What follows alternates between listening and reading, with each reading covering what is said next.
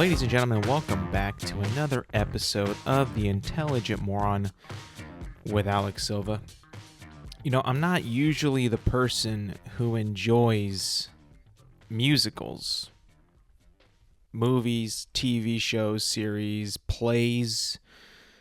I'm not really a fan of those types of, the genre of a musical, right? Never really have been. The first one I think we were introduced to when I was young was Grease. You know, everybody knows Grease.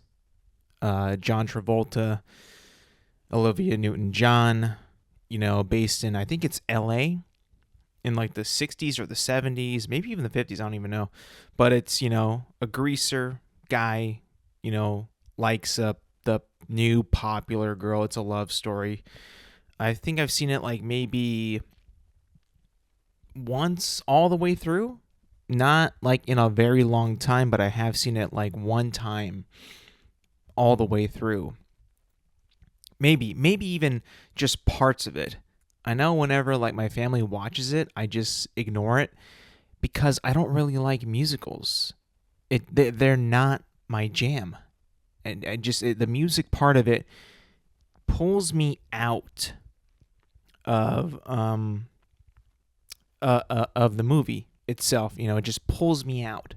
Whatever, like if there's like tension or a dramatic part and they break into song or they break into a musical number, it just rips me away from the movie. And I don't really care for that at all. I understand how people can like it. Most of the music that are in these movies is pretty good. It's not like it's terrible music. It's actually well composed, thought of, usually delivered pretty well by the actors / performers in musical, whether it be movie, TV show, or play, right? So that, is like what we're like all introduced to. Now, I also grew up in the years of Disney Channel, in like the golden age of Disney Channel as a kid. And the popular like TV movie back then that was like maybe the most popular / successful and meaning successful, the third installment got an actual theatrical release, and that was High School Musical. That was also a movie that was, or TV movies, they were musical, which I didn't mind those ones. Maybe because I was like, into the whole Disney Channel thing back then, and it was like kind of cool to like that stuff. And if you grew up watching Hannah Montana and Sweet Life of Zack and Cody, you kind of like just watch that because it was also on Disney Channel, and it was kind of cool to see that, even though it was a musical. But it wasn't like a heavy musical. It was still like, more of a movie in a sense. Like it wasn't too overly done with music.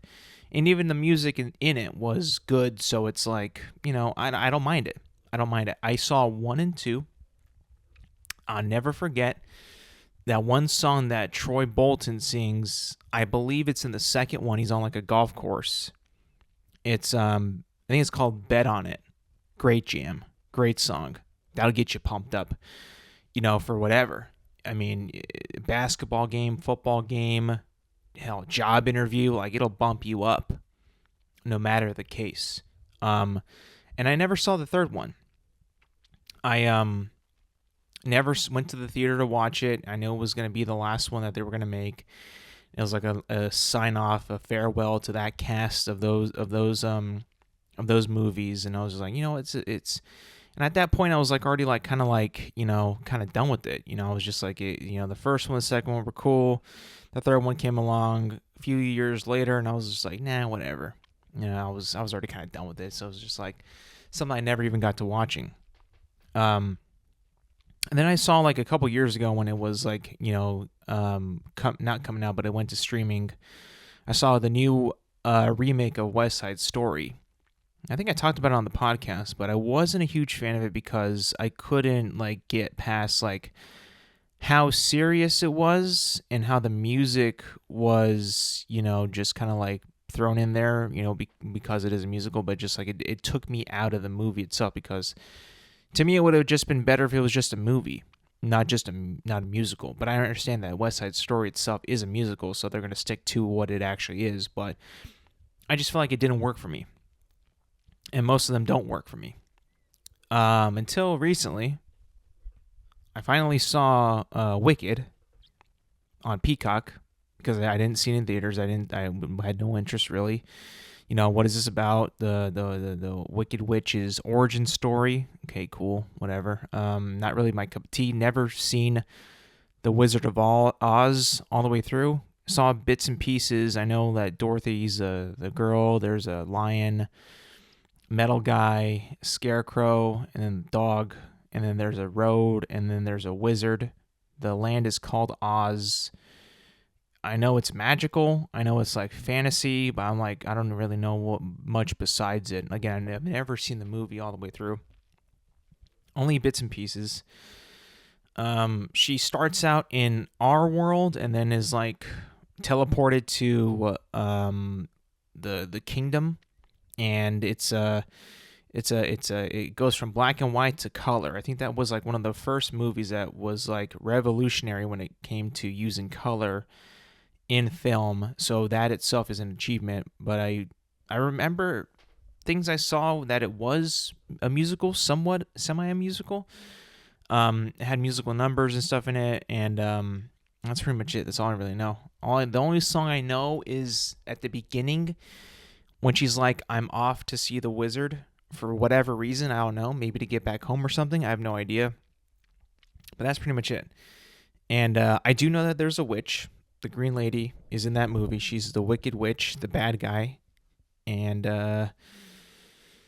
yeah, that's all I pretty much knew going into this. I heard a lot about it. My brother told me that it was good. And I'm like, well, it is a musical. And it was well received by pretty much everybody who saw it. So I was like, you know what? What the hell, let me have at it. I'm not a musical guy. I'm not. But let me see how it is for myself, because now it's available to me. So I watched it, all 2 hours and 40 minutes of it. And I have to say, Wicked is tremendous. Hell, they were right. The critics, audiences, everyone who saw it, they were right. That movie, Wicked, is tremendous. It's an achievement. I'll say that. I would have been okay with that movie winning Best Picture over Dune Part 2. Now, I don't think it's better than Dune Part 2, but I would have been okay if it had won over Dune Part 2. I would. Where to begin? The casting alone, Ariana Grande as Glinda, very good. I mean, I've never seen Ariana Grande in anything. I know she does music. I know she was on like Nickelodeon back in the day. That's about it. I don't really know much about her acting career. She even does that much, but she was good in it. She was good as I guess she's Glinda's like a princess or like a magical being. I don't even know what she is really, but she's something magical. She was good as that. She was kind of the dumb friend in the movie, which I didn't mind. I thought she played it well. She has a really nice voice, sings well, sings high notes very well, tremendous. And then Cynthia Erivo, who plays the Wicked Witch, or what was her name? Alphaba. She plays Elphaba. That's kind of hard to say at first. Hard to remember. The words, the letters should not be organized in that way. Elphaba. Interesting. But she's very good. She's probably she's definitely the best character in the movie. The movie is about her. And she plays the character extremely well. And you feel for the character. Well, I didn't think that I would feel that much for the Wicked Witch, I'll be honest, but I did. And I'm like, holy shit. The Wicked Witch is, she's the best character in this whole joint right here. I ain't gonna lie. But those are the two that carry the movie. It's very much the Elphaba tale, the Elphaba origin, which I was like, all right, let's see what this is all about, and it does deliver on that.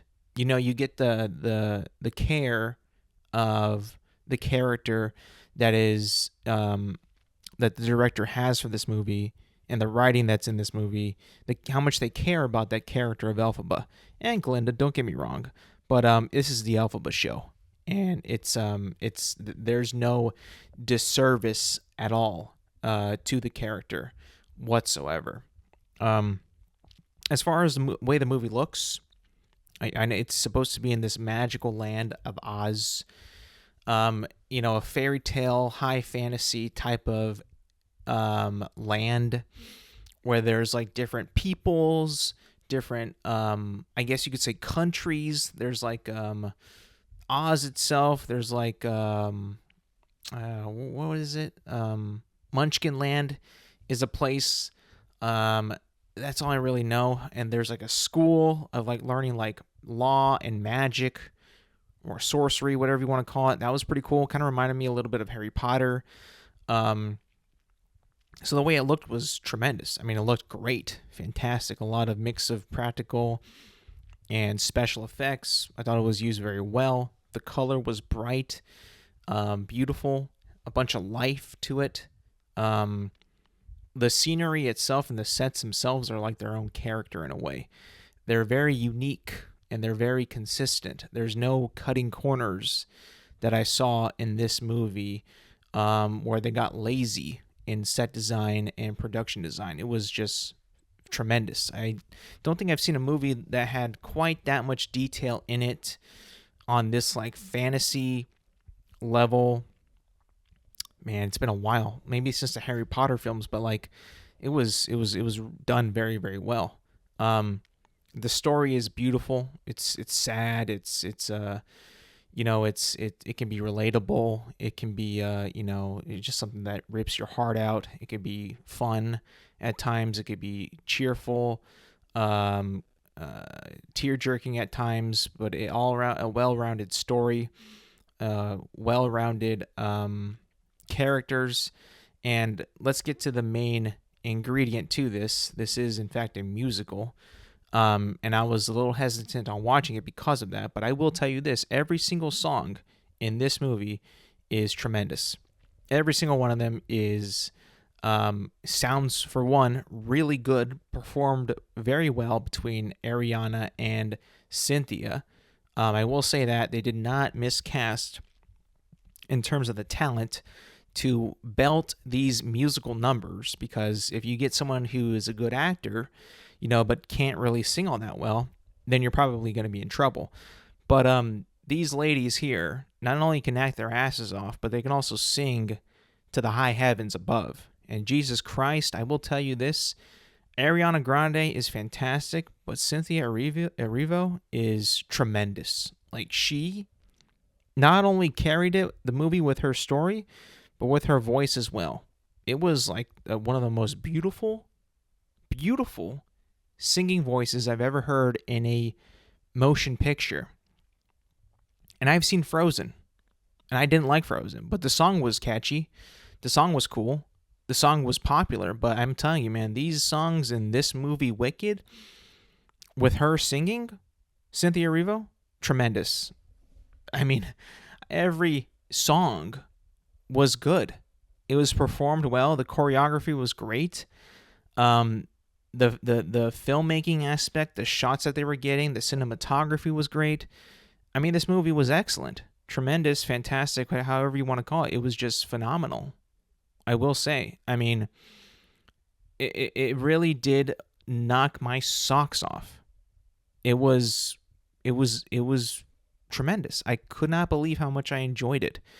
And the way, I think what made it work for me was the fact that it's a fantasy, right? It's a fantasy tale. So I'm just like, I'm bought into the way everything looks and feels and how they break into song and how there's, so many different practical things that are just kind of jumping at the screen at you, the artistry to it, the the design to it, the crafting of it, and, the costumes and everything, just it all worked. And the music itself just lends itself to that land that you're in, and the characters, how they're just like, it truly does give you what a movie hasn't given to me in a while since Doom Part 2 was just pure escapism. Like, Wicked is absolutely a movie where you're just like, I'm watching a movie for what it is in the story, and this is phenomenal. And you're swept up in it. As soon as it begins, you're swept into the land of Oz. And you're like, oh, this is gorgeous. Everything about this is working, and it's just perfect. You know that Homelander meme where it's like, it's perfect. Perfect. That's Wicked. Wicked is perfect. I mean, I really don't have anything that I can say that is bad about this film or this musical, whatever you want to call it. I really don't have anything. I was looking at the runtime. I'm like, all right, this is cool. They're going for a big grand tale here. 2 hours and 40 minutes. You got to have like a good story. You got to make sure it doesn't feel like it's long. And it did not feel like that at all. I was like, damn, I can't wait to see what happens next. And I don't want it to end. And speaking of which, this movie, it starts, it builds and builds and builds and builds even more than you could imagine. And the ending number in this movie, it is incredible. The final song that they sing in this movie, the final sequence, the final scene, the final shot is cinema. It is cinema. I mean, I could not believe when I truly thought that I had just seen a show. Like, that was not only cinema, that was showmanship right there. That's what it means to be in showbiz. That's what you do. That's what these people, always wanted to do, is to put on a show for people. And man, the Wicked, man, that was a show, man. That was a show. I mean, you're talking about someone who is me. People who know me know what I like, know what my jam is, know what I vibe with, right? You know what the type of films I like, the type of characters I like, the type of stories I like, the type of things I consume, what molds me, what makes me me. But I love that shit, dude. I loved that shit. That was great. That was a treat. That was excellent. Now I understand the hype, man.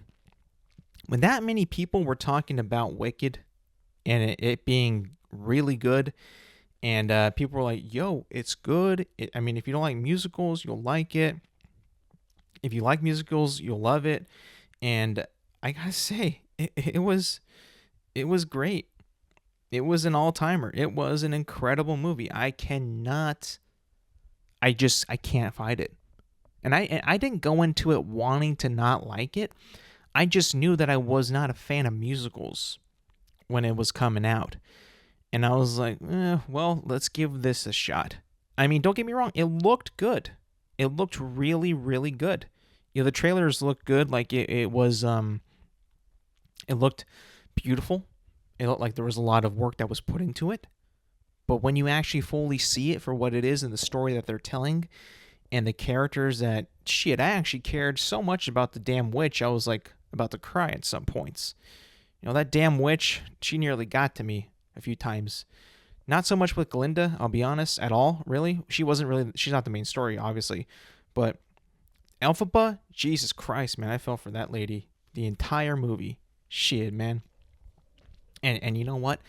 I think the filmmaker, the writers, and the producers, and everybody who's involved in this movie, if they ever knew who I was, and they heard this podcast, and they heard what I had to say about this movie, and know who I am, and listen and realize that even this guy loves our movie, I mean, shit, man, like, they've truly succeeded. This movie came out in November, and it was in the theaters for a long, long, long time. And it made over $700 million. It made $740 million globally, which is a tremendous feat. An incredible achievement in the especially like in the musical genre, the fantasy drama, and where movie theaters and movies in general have been at stake for the past like year and a half. This was a like almost like a little bit of a revival for the movie theaters for sure. And I wish I would have seen it in theaters, man. I wish I would. But you know what? At the end of the movie, I got a little treat. As soon as the you see the final shot, and right before the credits roll, you see "to be continued," and I'm like, oh shit, there's a part 2 coming, and I'm like, oh hell, you bet your ass, man, I'm gonna see that shit in the theaters. Holy hell, can you believe it? I wish I saw this shit in theaters. I was watching this on my TV, and I was just like, damn it, man, damn it. I hella messed up. I should have listened to the masses and just, ponied up and went to go watch this shit. It would have been an incredible thing to see in theaters, 100%. But man, I can't. I mean, like, if you were on the fence about this movie, if you were like, it looks sweet, it's cool, it might be cool. I know of the Wizard of Oz. I know of the Wicked Witch. It looks fun, colorful, fantasy. Maybe I'll check it out. You should check it out, I think. I think a lot of people would actually enjoy it. At least enjoy it. I will say this, it's a very feel-good movie. It's a feel-good movie, and I love feel-good movies, man. I love it. Even though there's some sadness to it, it's kind of a tragedy. It's emotional. It makes you feel good. When it ended, I'm like, I was smiling ear to ear. I was like, damn, they got me on this shit, man. The hell got me here. But yeah, Wicked. Part 1. Tremendous. I haven't scored it yet. I've just been saying it's tremendous. But I really don't understand what part I would not care for in this movie. It was just so well done. So I haven't done this in a while.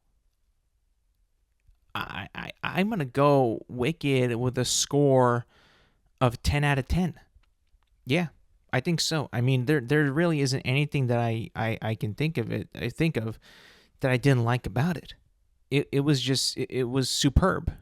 It was a superb movie that makes you hope and pray that there are other filmmakers out there that care about a story like this dude care about this tale of Wicked. It's like, you know what? I'm going to fucking make the shit out of this. And I hope that inspires somebody, because that shit, we could tell, had a bunch of love poured into it. I mean, for real, dude. Like, it was just like, this is why you see films, and this is why you make films. For movies like this, for musicals like this, to get a guy who does not give a shit about musicals to be like, you know what, that was fucking lit. That was lit. Wicked. You heard it here first. 10 out of 10. Tremendous. I gotta admit, I mean, the first one was so good. The second one's got to be even more phenomenal. I mean, this one was almost 3 hours. How much longer could the second one be? I don't know. That's like my one like question now about the second Wicked is like, I mean, how do you follow that up? That was incredible. Like, it was just, I mean, like, it's going to be a daunting ass task to follow this movie up, because it was so freaking incredible. But hey, I think the director's got it 100%. I don't want to, discredit him, real quick, but let me just look up his name, because I saw it at the end of the movie, but I got to make sure I give this guy some credit. Wicked director, let me see. John M. Chu. Jesus, man. Freaking really well done. And it was quite the ride. A treat, actually. Not expected. Phenomenal. Might have really given, like, I'm looking at Ariana Grande's filmography. a boost in her acting ability because she was really, really good in this movie. Um, um, but yeah, that's enough about Wicked. Even though I loved it so much.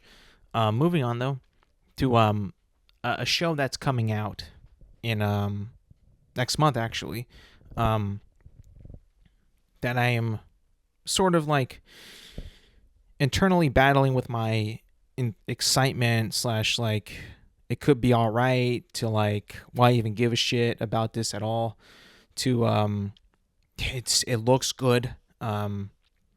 Andor season 2 comes out next month, which I've heard is going to be a 3-episode premiere when it comes out. Now I really liked Andor.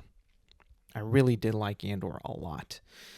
It's a Star Wars TV show that has very little Star Wars items in it in terms of when you think of Star Wars, you think of like lightsabers, you think of Jedi, you think of Sith.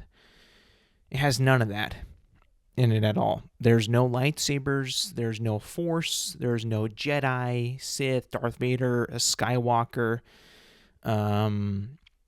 nothing like that, right? It's just about like the people that are living in an occupied galaxy under the Empire on how they fight back against the Empire. Now, this new season is going to be reintroducing characters that appear in Rogue One. Like, you already know that the show follows Cassian Andor, who is one of the main characters in Rogue One, who ends up sacrificing himself to steal the plans to the Death Star to give to the Rebel Alliance and, is killed, getting that mission done. So we know his endgame. But this is a prequel series to the events of Rogue One, which Rogue One is a prequel event to the events of A New Hope. A lot of prequels here in Star Wars, a lot of things that, they're trying to fit in stories into these little crevices and timeline gaps, to generate content because, it's around a familiar time in the galaxy far, far away that we're familiar with and that we'll know like, hey, this person should be around, this person might be around, where's this person, yada, yada, yada. And in this second season, it's only ramping up until the events of Rogue One.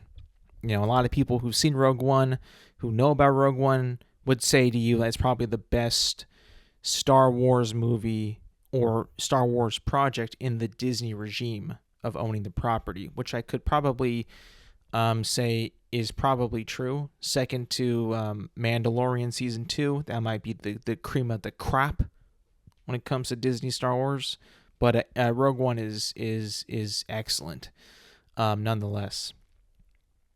But the excitement that I have for this has actually been building because there's a couple trailers out, and I already know the vibe of it. I know like the grittiness of it. I enjoyed that, and now that it's even like ramping up to the events of Rogue One, where things are going to be happening, there's going to be a lot of action. Looks like there's going to be a lot more violence. Serious, a very, very, very, very serious tone of the rebels building up their army, building a resistance, fighting off the Empire, which is in the first season, but it's not as big as it looks like in the second season, which I'm excited to see more of that happen. Obviously, we know that the fate of Cassian Andor, is not going to be, he's safe in this, season, because he dies in Rogue One, but the stakes of the other characters that he meets along the way is not so clear. So that's interesting, and it does kind of get me excited to see how this world is looking, because it looks like they're going to be going to places that you are familiar with and places that you're not so familiar with. And I think that from what we've seen in the trailers, like in terms of like the effects and the shots and the locations and the scenery, it looks really good. It looks like they put like a lot of money into this movie, this show, to make it look at least really, really good. Now the story is up for debate. Obviously, the story in season 1 of Andor was pretty good, really good actually. Can they continue that momentum? keeping it grounded, keeping it, set on these characters that they established and how their lives are impacted by the Empire's rule and the building of the rebellion and how they contribute to that. And then with the introduction of a character from Rogue One, Ben Mendelsohn's director Krennic, who, if you don't know, was like the man behind the project of the Death Star. He's in the movie. He's a dude in the white suit with the white cape. He's a menacing guy. I thought he was really good in Rogue One. Him being a part of this is like, oh, just more nuggets of connective tissue and how we got to Rogue One and how we got to A New Hope. So that's cool to see.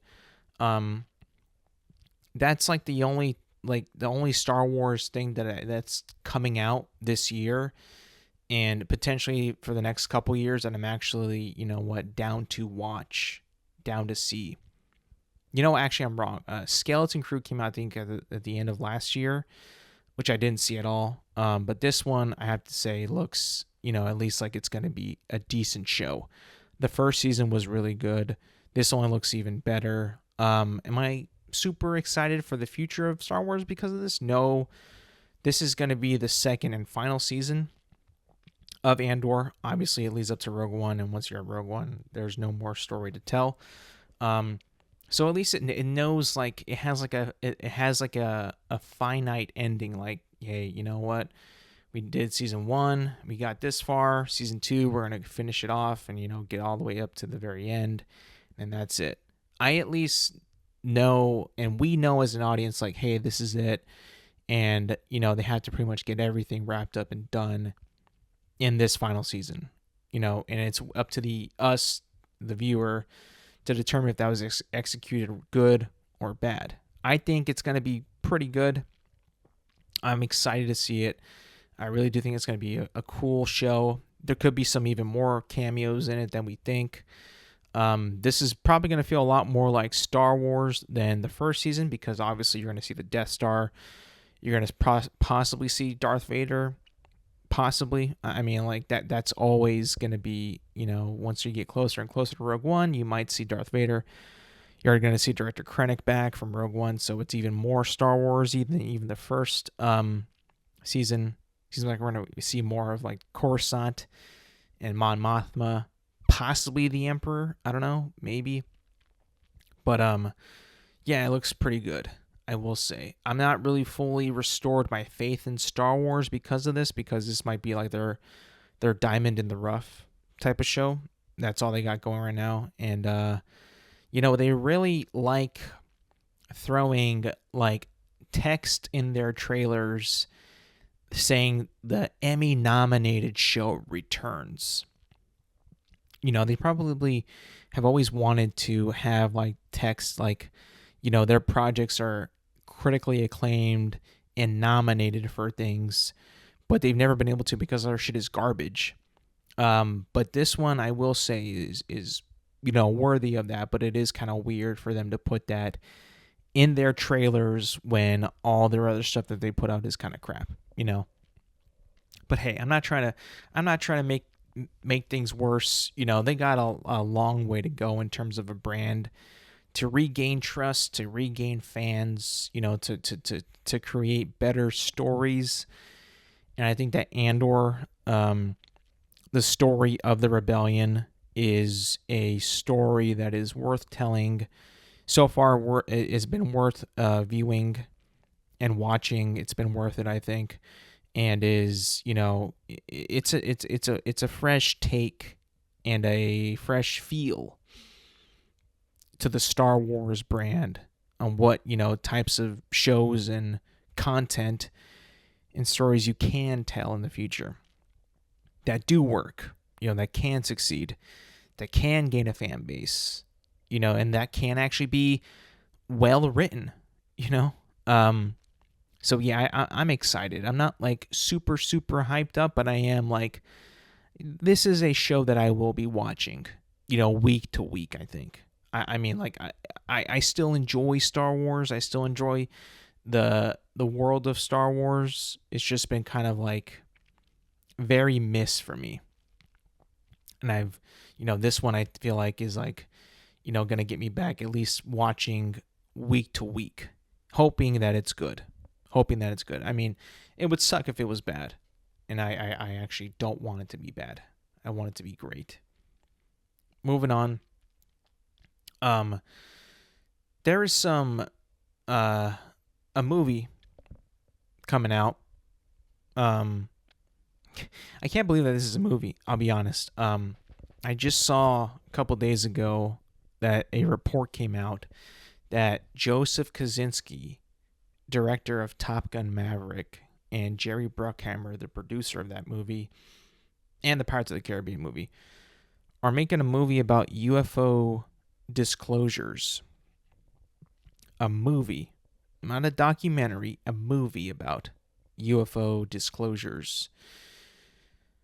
Man, I actually don't vibe with this at all. I mean, like, I understand, like, maybe they're also kind of like me, also kind of interested in this UFO stuff and want to know and stuff like that, but making a movie out of it seems kind of like they're just kind of like feeding into the audience that is also intrigued in UFOs and all that, which is me. Hand up, that is totally me. I am part of that audience. I want to know.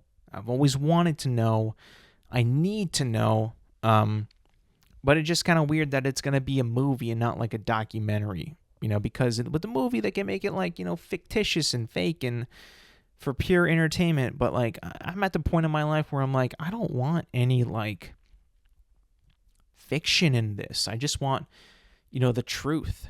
I don't want to be on like to watch a movie where it's about, fake shit, and it's, maybe it's based off a couple things that are true, or, based off a couple of testimonies that were given that have some truth to it.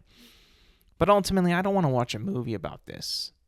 At least right now, I have like no interest. I just want to know, like, hey, bro, are aliens real or what? Like, is this movie gonna, give me some new information that, that's never been discussed? Probably not. I mean, it's a fucking movie, but like, it's just like a big tease to the real issue of like, are aliens real or are they not?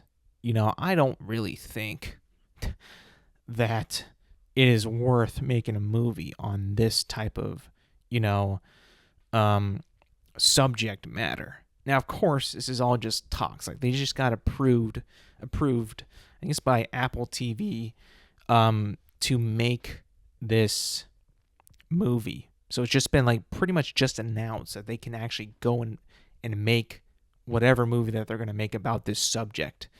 Whether it's like based on a true story, whether it's a completely fresh story, but with like a bunch of things about UFOs in it, I honestly don't know, but I do think that's kind of bizarre and weird that Hollywood is like looking to see what people are interested in, and like seeing that, that there's a lot of these not court hearings, but like hearings, government hearings about these whistleblowers, saying, hey, I've seen a fucking UFO, or I saw an alien, or I know somebody who saw a sphere or an object in the sky that didn't make any sense, or we have pictures and videos that we can't share to the public yet, but they're real, and the U.S. government's got to explain this, and I'm testifying against them that they need to start telling the truth, because what if this gets bigger than they imagine and it starts to hurt people and someone, could potentially die, stuff like that, I'd much rather, they totally are just feeding into what's going on in the news cycle, which is this stuff like almost every week. And really, when you are like me and you're like dissecting and digging and looking and searching and trying to find information, nothing is really getting closer to like they're real or they're not real. It's just all like in like the middle of the playing field, where like there's like one tiny thing that gets announced as true that just proves like a point that was like a hypothesis like maybe 5 years ago, which to me has been agonizingly painful, to get the truth on this, actually the truth out there. But because if you're like me, my ex trending and For You tab is all about like UFOs or UAP or UFO disclosure, and it's just like bizarre that it's like that much of it is my ex feed. But hey, that's an algorithm for you, right? But the movie could be all right, could be cool. I know the next movie that he has coming out is F1 with Brad Pitt, and then I'm pretty sure after this one comes out, he's going to start working on the UFO one, which again could be cool, could be not cool, but I would much rather it be like a docuseries or a documentary on UFOs with like some new information. But stuff like that, though, honestly, when you really think about it, when you see like a movie, a documentary, a TV series, you know how like they have like those like ghost hunters, right? Or monster hunters, or like, declassified files that are like on the History Channel or the Discovery Channel. When I was a kid, I always thought that those were true as shit. Like those are like, oh my God, this is all real. This is the truth. Why would they have a show about this if this wasn't real? They have people, interviews talking about this. But then again, you're like, when you get older, you're like, you think the Monster Hunter TV shows are going to have actual truth about like Bigfoot or an alien or the Loch Ness Monster or the Chupacabra? No, man. They're just all for entertainment. Like Ancient Aliens is pure entertainment. It cannot be anything real. If it was anything real, it would have been fucking taken down from the History Channel. There's no truth to that at all. Which sucks because they're so freaking fun to watch that you're like, damn it, if only this shit was true, it would be so freaking lit. But hey, what if it is though? What if the U.S. government taking it down is like an indicator, like, oh, all this is true, and they're like, you know what, let's just keep it up. That way, no one actually thinks it's real. That could be a thing. Isn't that called a psyop? When they do something to like manipulate your like thoughts and be like, well, they wouldn't put it on TV if it was true. They wouldn't show us on actual TV if it was actually true. They would take it down. It would be top secret. You wouldn't see it. You wouldn't think about it. But what if it's like a reverse psychology type thing where they're like, yeah, put all this on TV, but have the Ancient Aliens guy with the crazy hair say aliens, become a meme and become a laughingstock. That way people think it's fake, but it's actually true as shit. That's a possibility as well. Could you imagine if every single Ancient Aliens episode was real, but the government said, you know what, leave it up because if we highly produce it, get it delivered in such a wacky way, people will think that it's fake. And maybe that's where we're at, is like we think it's fake because it's presented in a bizarre, wacky, stupid, crazy, insane way that we naturally think that this can't be real. But in reality, what if it was real, but it's delivered this way to make you think that it's not real? To kind of like dilute your brain into a way of thinking where like you honestly believe that this could be real. Look how it's presented. He's a meme. How could you think that this is real? But it actually is real. I might have stumbled across something, ladies and gentlemen. I might have. I mean, hell, if you were to be in a position where you want to make something that's real appear not real, how would you do it? Would you make it just bombastic and insane and just so far batshit crazy that you wouldn't believe it to be real? And maybe you get some people who are like, no, dude, I saw it, it's real. Or no, I agree, it's real.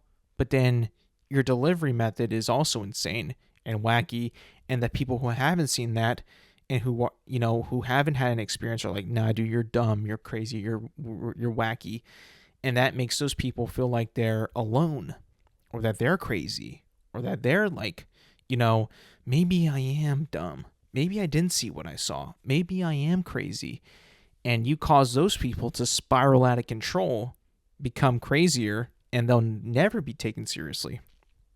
It is something to quite think about.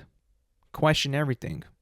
That's the thing that my brother used to say all the time, question everything. And now I'm starting to think that this guy is probably most likely right.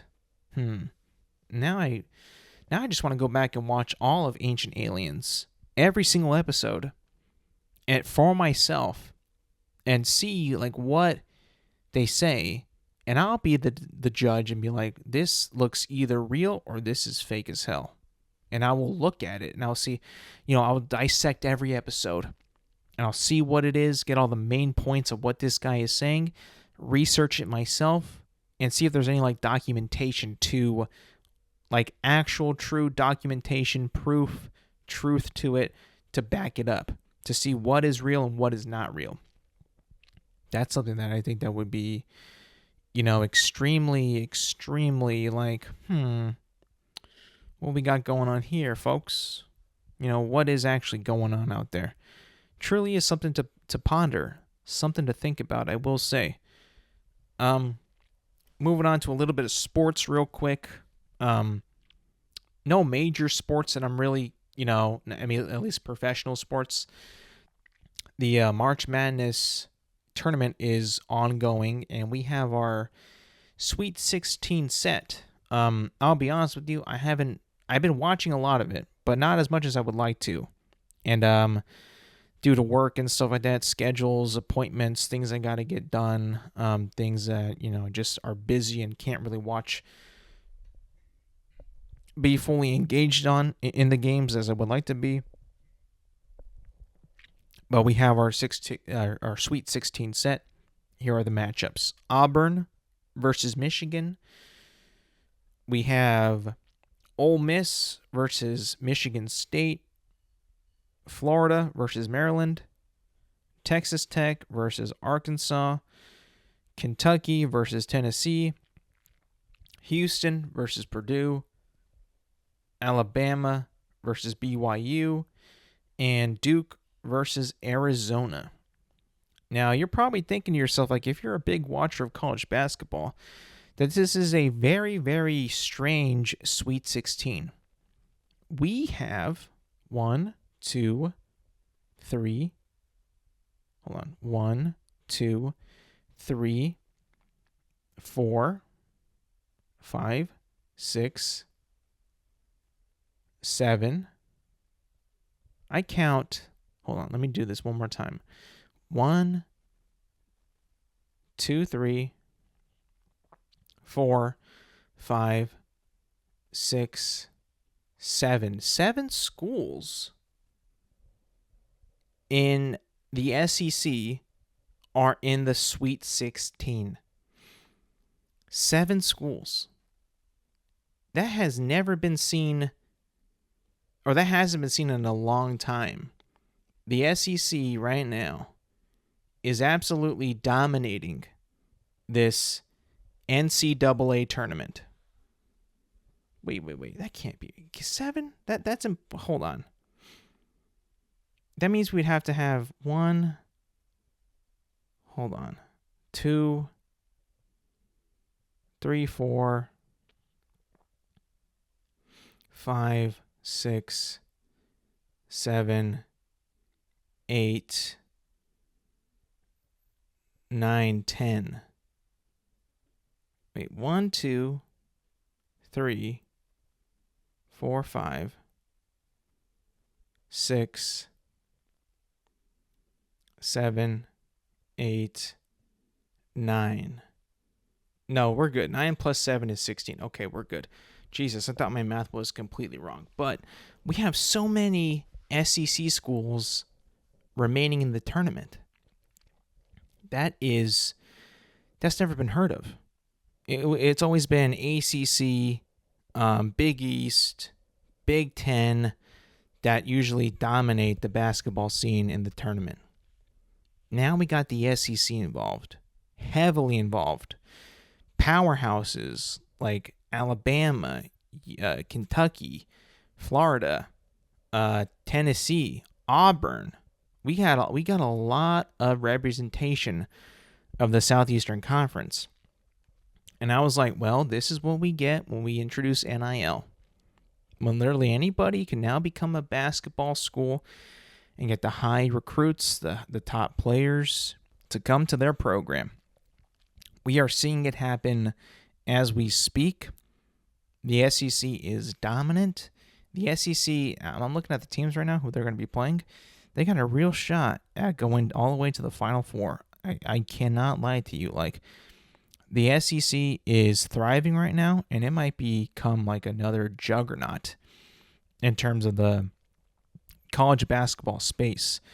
The SEC in this past college football space kind of took a downward spiral, kind of took a setback or a step back in terms of the quality. And then the Big Ten and the Big 12 kind of stepped it up a bit. Particularly the Big Ten stepped up quite a bit this past college football season, while the SEC took a step back. This year, it's been the opposite. The SEC has been taking the step up in college basketball, which is new to see. And it's like, damn, you never would have thought this happening ever in college basketball. But here we are. And these teams are not messing around either. They're not like flukes. They're straight up freaking talented-ass teams that are really, really good. The only team that I think that could actually beat these other teams, these SEC boys teams, is Duke, just because they got Cooper Flag. And they're probably the best, maybe the best team record-wise, maybe. I'm not too sure, but they got a really solid team as well. But I'm just thinking to myself, like, damn, how the timetables have turned, man. SEC dominating college basketball. Hey, at least it's something new.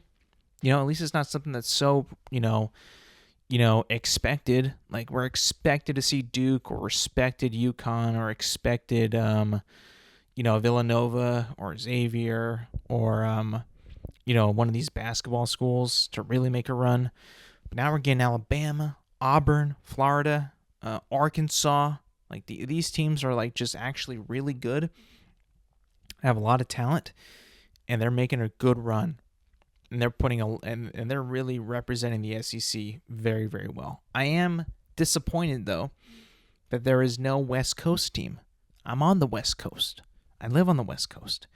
A couple nights ago, I was rooting for Oregon against Arizona, just because they're the last West Coast team. You know how I always root for UCLA because they are a basketball school in the West Coast in California. I'm like, yeah, boys, let's get it. But no West Coast teams. Bunch of Southeast teams. A couple not even a Northeast team. No St. John's. No St. Mary. No Chicago Loyola. No Creighton. No Syracuse. No Georgetown. Like, it does suck. I mean, the times have changed. The NIL. The NIL era is underway, and it has taken it by storm. The SEC has risen, and it could be a leading, conference in the coming up college basketball seasons, which, you could like or dislike, but however you view it, at least it's changing. It's not going to be the same as we thought, which is always a good thing, I think. In terms where I think who would win it, I think Duke could win it, but so could Florida. Florida's really, really good, but so is Alabama. This actually might be like the deepest and most competitive Sweet 16 that we have. Houston's really good. Like I said, Duke, Auburn, Bama, Arkansas, Tennessee. This might be like the most like evenly matched Sweet 16 or the most competitive Sweet 16 that we've had in a long time. You can't really pick like a single school that's like, oh, they're the one to beat. Maybe Duke, but I think that they're much more evenly matched than in the past few years. There's not like a clear front runner in my opinion. But I'm also not like the most tuned in college basketball guy. I just watched the tournament really, and from what I've seen, like anyone can beat anybody. You know. Last thing before I really get out of here, I've never felt like I've had less privacy on social media in my entire life than how I feel right now on social media. I'm actually like on the verge of quitting it all. And it might just be because